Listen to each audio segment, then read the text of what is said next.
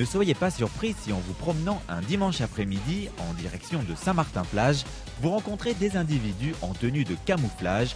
Non, ce n'est pas un camp militaire, ni un groupe du GIGN, mais l'association Duck Attack qui s'amuse sur un terrain communal à flanc de falaise mis à leur disposition. Duck Attack, cela vient d'où? Ça s'est passé en cours avec 3 potes. On a décidé de se remettre à l'airsoft, enfin pour certains, moi c'était la première fois que j'en faisais. Et on s'est dit, on faut trouver un nom fun. Donc plein de choses sont sorties, quoi. Puis à un moment on s'est dit, ouais, les canards ça fait bien normand, ça fait une bonne bêtise, quoi. Puis bon, on a retenu ça en anglais, ducks, puis attacks, l'attaque des canards. Pourquoi il faut toujours mettre tout en anglais?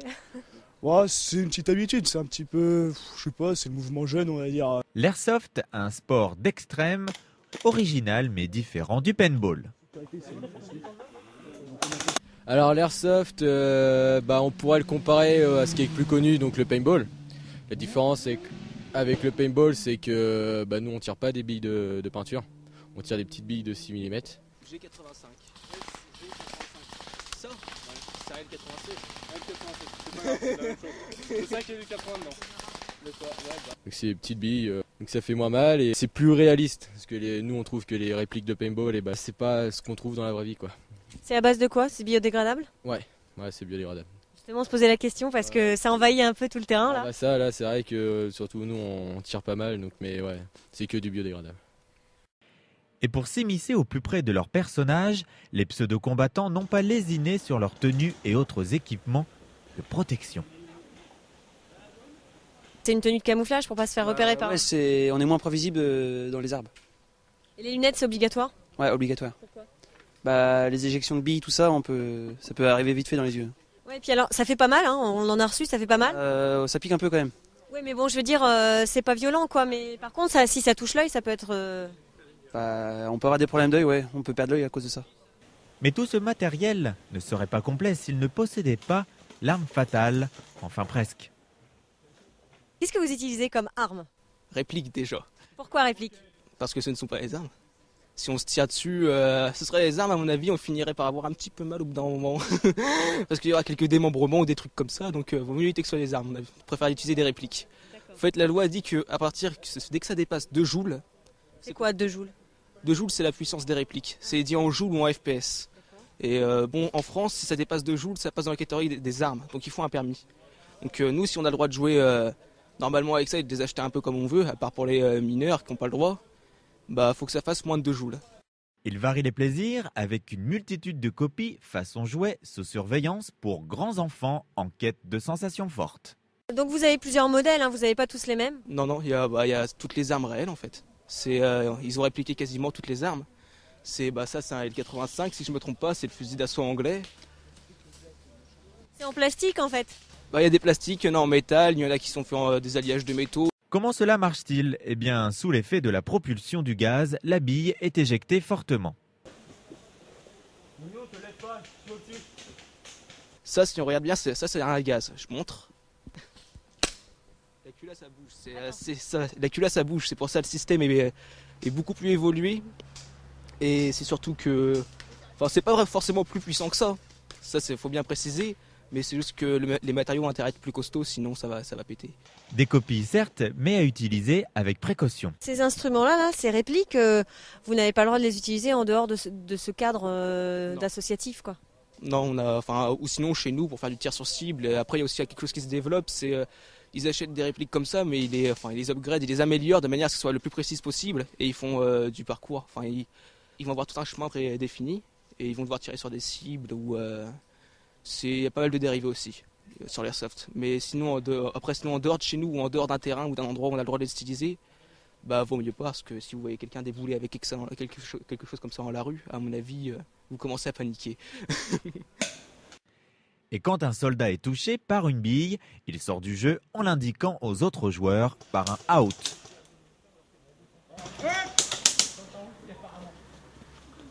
De jeunes canards sont donc prêts à attaquer et à ne pas y laisser des plumes, car ce jour-là, les Blacks de Longueville-sur-Scie sont en nombre pour les défier sur toutes les missions proposées. Aujourd'hui, on a commencé par un deathmatch, c'est un peu comme dans les jeux vidéo, c'est-à-dire 2 équipes se sont formées pour se rencontrer en face à face dans notre terrain. Et c'est la première équipe qui a sorti tous les autres joueurs qui remporte la partie, quoi. Quelque chose de simple et basique qu'on fait tous les après-midi le dimanche pour pouvoir s'échauffer, quoi. On va attaquer, il va partir en éclairant, on va le couvrir. Ah, vas-y. Le vainqueur, il gagne rien, c'est pour le fun qu'on fait ça tout d'abord, c'est pour s'amuser. C'est toujours marrant de voir son pote qui s'est fait sortir caché derrière une planque ou autre chose.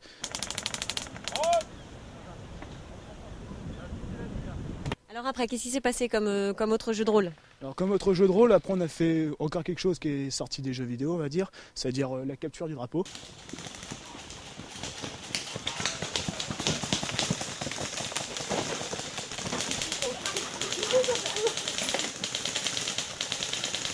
Et la première équipe qui ramène le drapeau dans sa base, c'est-à-dire par là ou par là, ça fait qu'on gagne, quoi. Sans se faire toucher. Sans se faire toucher, bien sûr.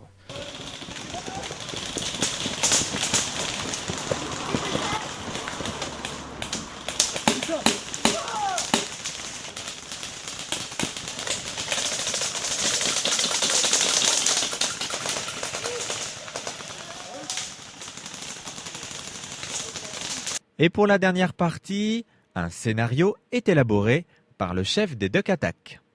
Une équipe en bas, une équipe en haut.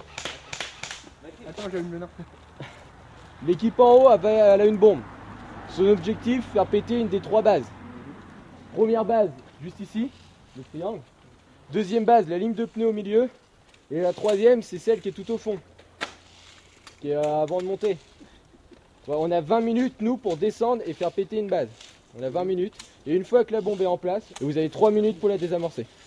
Chaque équipe s'isole pour établir un plan d'attaque dont le but est de leurrer l'adversaire pour gagner du terrain et remporter la partie.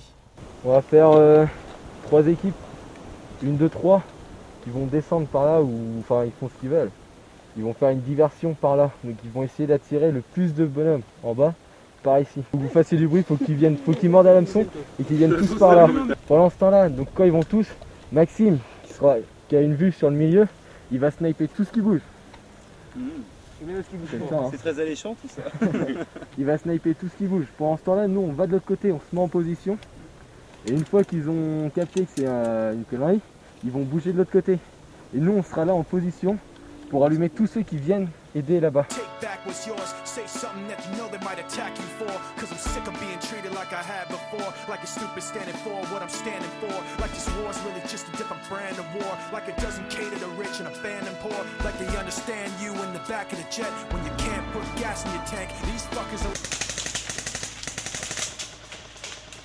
C'est bien parce qu'on a réussi notre objectif, donc on devait poser une bombe dans un des 3 camps. C'est ce qu'on a fait, on n'a presque pas eu de mort. Enfin, chez nous pas aucun même.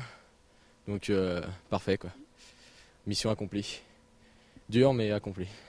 Cette jeune association de 20 adhérents compte bien étoffer le nid pour accueillir d'autres ducks, tout en associant l'esprit sportif à celui de l'amusement. Airsoft, c'est à partir de 18 ans, c'est ici, tant qu'on est responsable, que tout le monde est bien, écoute bien les règles, c'est un sport, parce qu'on peut dire ça comme ça, c'est devenu un sport. Parce qu'on on court, on s'abaisse, c'est vraiment quelque chose de physique, on va dire, dès qu'on bouge. Et c'est ouvert à tout le monde, quoi. C'est mieux d'aller faire un après-midi airsoft avec des gens qu'on peut discuter, qu'on peut passer des bons moments, que de rester derrière par exemple une PlayStation ou un PC et faire le jeu de guerre. Il y aura moins de sensations, c'est sûr, ça sera peut-être mieux fait, mais voilà. On se défoule et c'est plus sympa au final. On se défoule et puis ça nous fait bouger, c'est le principal, c'est quelque chose qui nous fait bouger. Et moi je sais que maintenant, faire une partie airsoft, j'y vais direct sans réfléchir, j'adore ça.